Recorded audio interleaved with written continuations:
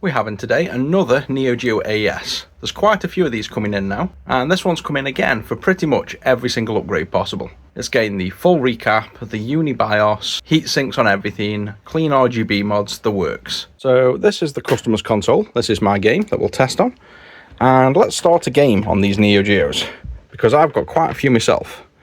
So notice on the back here, the serial number. On the Neo Geos, this 36,000 serial number pretty much went in order when they were released. So there's a thing in the Neo Geo world of collecting the lowest possible serial number. And one that I own, my prized one, is serial number 7,709. So this is the lowest I have. It'd be interesting to see if any customer ever sends one in with a lower serial number. Before you power these up, it's important to take the top off and check here for this 5-pin regulator and giant inductor.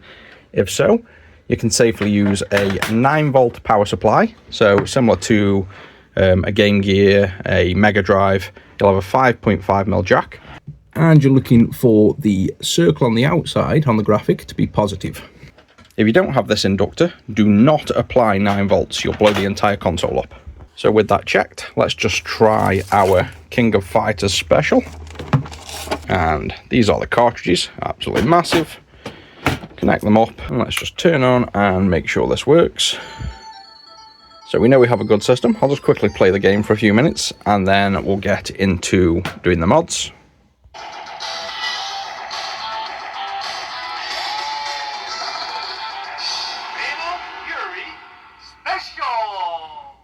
So here's the list of work that needs to be done. Let's just start at the top and work our way down. First is a full recap. This is a long job, a good few hours. What we do is remove all this glue, remove all these capacitors, all over here, replace them all with brand new ones. A few hours later, there's the carnage of the old caps and glue, and all the new caps now nicely on. So next up, we have the uni BIOS. This controls the system. It's basically the operating system in a sense. Here's the original, and here's a programmed uni BIOS. Because the customer wants it socketing, we'll put a socket on at the same time. And that's the old BIOS off, the socket installed, and the new one in place. We'll jump down now to the sockets before the thermals, because obviously we'll need to take the chips off. And the customer wants the CPU socketed as well. Just the same, we'll remove this and socket it. And that's now the CPU with the socket, so we can just place that back in. Next up, we'll heatsink all the hot ICs, which are basically the Z80 and the 68K processor, and the sound chip. I'll chuck one on the BIOS as well for good measure.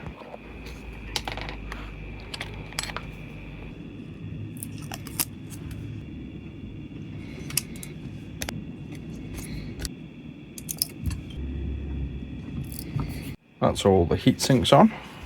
So next up, we'll do the clean power USBC. That'll involve removing the DC jack, installing a clean power USB-C, and then correcting all this circuit so it boots from 5 volts and not 9.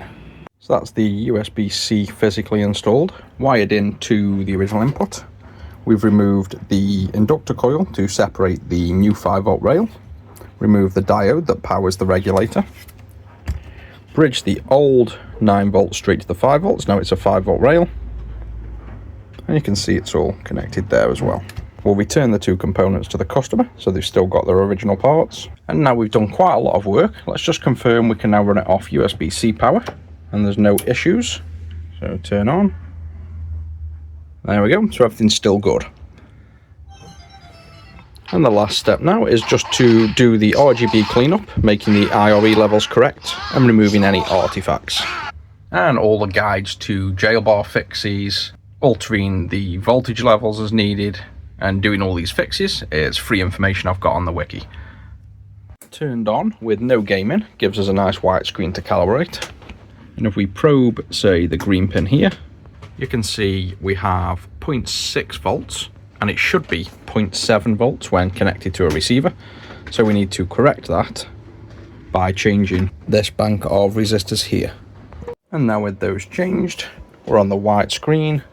And on the scope, we can now see we have the 700 millivolts. And now the brightness and saturation look perfect.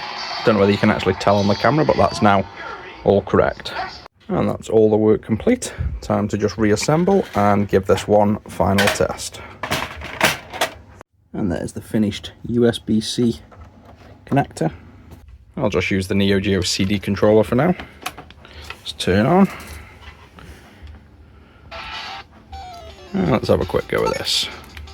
Easy, because this is too hard with one hand.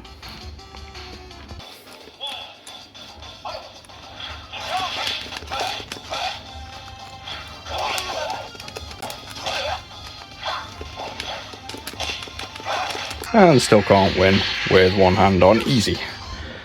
That's it for this one, guys. If you want your Neo Geo modded, just reach out and let me know, and I can do the same for yours.